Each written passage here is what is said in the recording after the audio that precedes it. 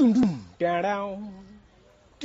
મામા ઈ હું ખાવ છો એકલા એકલા તમે ઈ નો કહેવાય તને પણ તો કરા ઈ છે હું આ છે અંજીરનું જામ અને એમાંય તે આવડા અહીંયા અંજીર ઉગાડ્યા છે એમાંથી અંજીર પાકે અને અંજીરમાંથી જામ બનાવે અંજીરનું જામે બને હા હાલ તને બતાવો અંજીરના ઝાડવા કેમ બને ને કેમ પ્રોસેસ છે પછી બતાવશું આપણે વાહ આ મામા અંજીરનું ઝાડવું છે ને તો હું હા. તોડવા નહીં નહીં ઉપર પેલા ગરદણીને બોલાવા દે એમ નો હાલે નહીં નહીં ગરદણી આવે છે આગળ જો અહીંયા આવે છે ગોપાલભાઈ અહીંયા આવો ગોપાલભાઈ આ આપણે અંજીરનો પ્લાન્ટ છે એ કેટલા મહિનાનો છે આપણે આ છે ને 9 મહિનાનો પ્લાન્ટ છે અને આ મલેશિયન વેરાયટીની અંજીરની વેરાયટી છે આમાં પાંદે પાંદે અંજીર આવી જાય અને આને પાકે ને એટલે પીળાશ પડતો થઈ જાય બરોબર અંજીર અને આમાંથી પછી તમે ડ્રાય પણ કરી શકો અને જામ બનાવી શકો વગેરે આઈટમમાંથી બહુ બધી આઈટમો બને છે અમે અત્યારે મારે તોડીને ખાવ હોય તો ખાઈ એકું નહીં ખાઈ ન શકો અત્યારે કાચું મજા આવે ને તો કાચું કાચું છે તોડીને વડીલ ખાવી. કાચું છે વડીલ હા કેટલા સમયમાં પાકે આ 3 મહિના વાવેતર કરો ને પછી 3 મહિનામાં આવી જાય પછી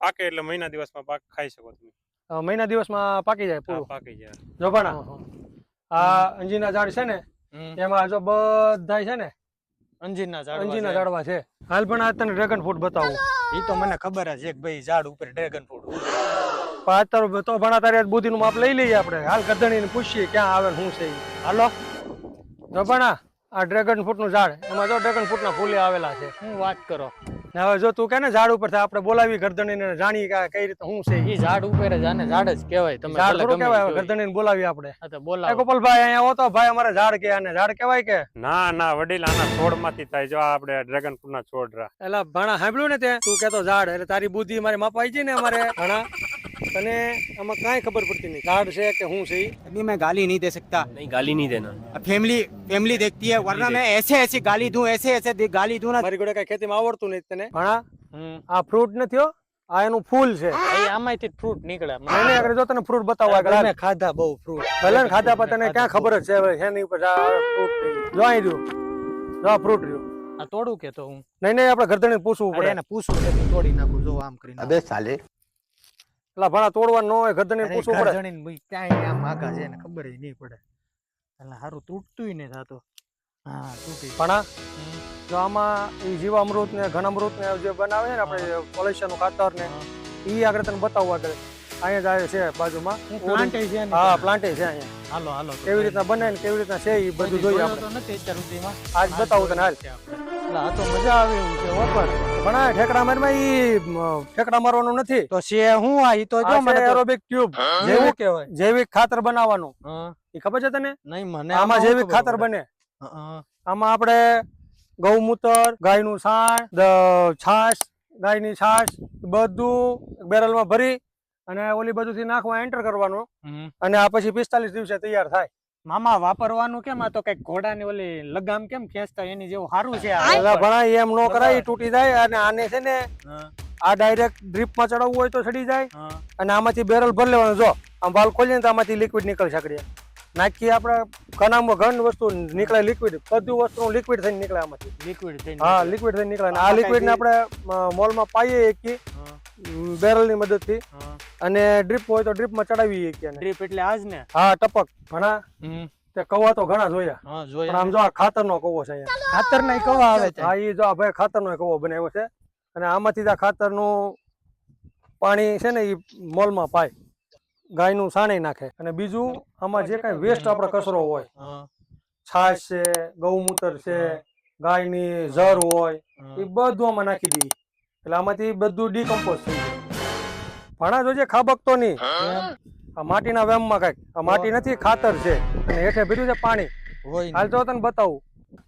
આ તને બતાવું આ પાઇપ છે ને હા આપણે અંદર નાખીએ આગળ જો આ તો આખો અંદર વયો જો કે હા આખો અંદર વહી જાય હેઠે તળિયા સુધી આ ઉપર જ ખાલી ખાતર છે હેઠે તો પાણી ભરેલું છે ને એમાંથી બધું ડીકમ્પોઝ થઈ અને મોટર દ્વારા ડ્રીપમાં જાય ડ્રીપ એટલે ઓલો આપણે હમણાં આગળ ફુગા જોયું જેવું જોયું હતું હા ઈ ને એ ફુગા જેવું નહીં ડ્રીપ ટપકમાં જાય મને ખબર ન પડે એટલે હું ફુગો કહું નહીં નહીં એ તો વર્મી કમ્પોઝ નું ટ્યુબ હતી આ ડાયરેક્ટ ટપકમાં ચડે પાણી આને કેટલા ટાઈમ સુધી આમને રાખવું પડે આ આમનો માલા કરે 1.5 વર્ષ સુધી પછી આ નવું ખાતર નાખ્યા કરવાનું ને આમાં ડીકમ્પોઝ થયા કરે પછી આ લોકો આનો યુઝ શું કરે ઓલામાં જે ડ્રેગન ફ્રૂટ માં એમાં જ નાખે અંજીર ને બધું. બતાવ્યા હા એમાં પાયે ડ્રીપ થી તું કેતો ને જામ જામ આ છે અંજીર ને આમ જો કટિંગ કરી અને પછી એની પ્રોસેસ થાય જામનું, ને આ તૈયાર થાય પછી તને ખવડાવું જામ.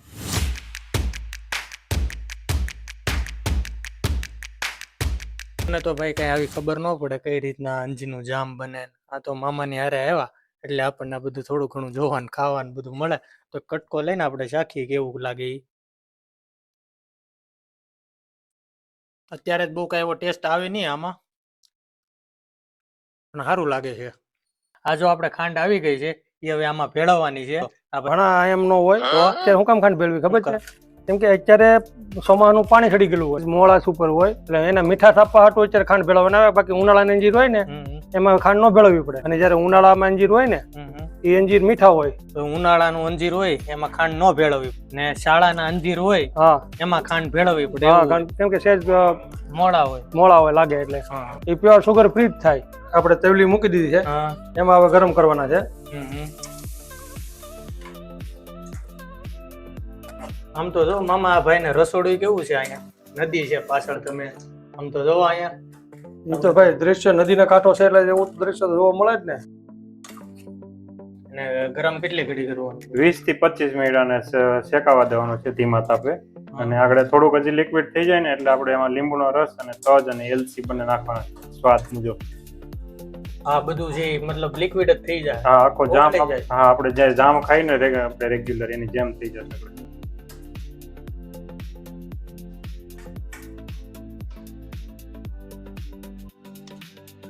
હવે લિક્વિડ ફોર્મમાં આવી ગયું છે. એ હવે છે એલસી, લીલી એલસી અને તજ. કેમ એનું નાખવાનું કારણ કઈ? એનો ટેસ્ટ બે અને સ્વાદ સારો આવે ને પ્લસ એમાં સુગંધ સારી આવે એના માટે તજ એલસી નાખવી જ પડે. એમ લીંબુનો રસ. હા, કેમ આને શું કરવાનું? આને છે ને આપણે લાંબા સમય માટે ટકાવવા માટે લીંબુનો રસનો યુઝ કરવાનો હોય. થોડુંક મન ફેર જ નાખવાનું છે, જાજુ નથી નાખવાનું. એના કઈ ટેસ્ટ થી આમ લીંબુ નાખવાથી ટેસ્ટ બદલે? હા, ટેસ્ટ ખટ્ટો અને મીઠો. આમાં પછી આ તમે લાંબા સમય શરબત બનાવો ને તો શરબત પણ બને અંજીરના જામનું. અંજીરના જામનું. આપણે જે કાચા અંજીર છે ને છાલ છે એના લીધે આપણે પાકવામાં જલ્દી થઈ જાય, એના માટે આપણે ક્રશ કરવું પડે. મામા આની પ્રોસેસ તો હાવ હેલી છે. મારે આ ભાઈ પાસે અંજીર લઈને હાથે બનાવવું જોઈએ, ટ્રાય કર્યું છે એકવાર.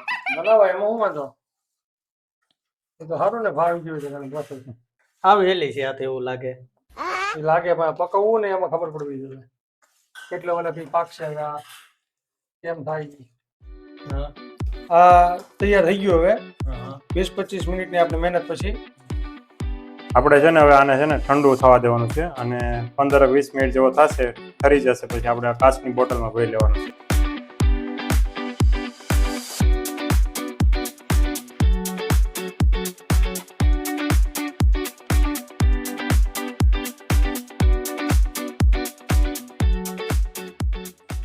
આપણે હવે તૈયાર થઈ ગયું છે અને હવે ઠરી ગયું છે અને હવે આપણે કાચની બોટલમાં ભરવાનું છે. પેલા તો મારે મામા ચાખવું જોઈએ કેવું બન્યું ઈ. સાથે થાકી દો એટલે પ્લેટ આપો ભાઈ ને ચાખો. થોડુંક જ નાખજો ભાઈ પેલા, પછી વધારે વાવશે તમે આખું લઈને બેસી જાય એવું. આ તો ગરમ છે હજી હો થોડુંક મામા. આપડા 20-25 મિનિટ ઠરવા દીધું છે આને. હા, 20 મિનિટ જેવું છે. આ આપણે પેકિંગ ભરે છે અને આપણે અંજીરનું જામ જેને જોતું હોય એ મળી જાય. ડિસ્પ્લે ઉપર નંબર આપેલો છે, એમાં કોન્ટેક્ટ કરવો.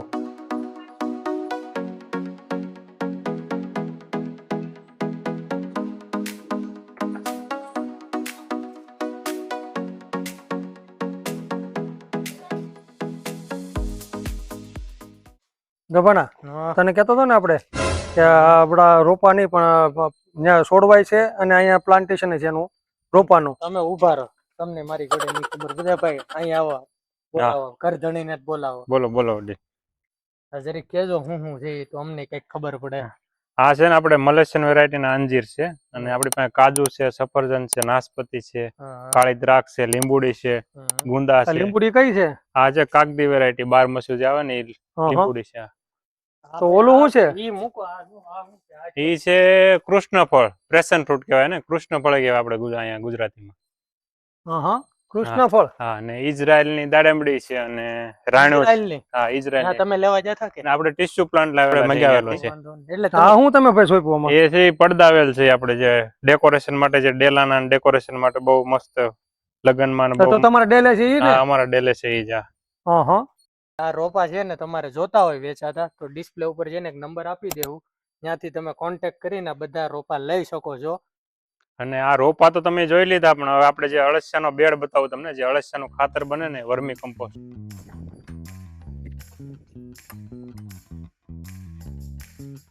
આપણે જે વાત કરતા હતા ને બેડની અળસિયાની આ બેડ છે.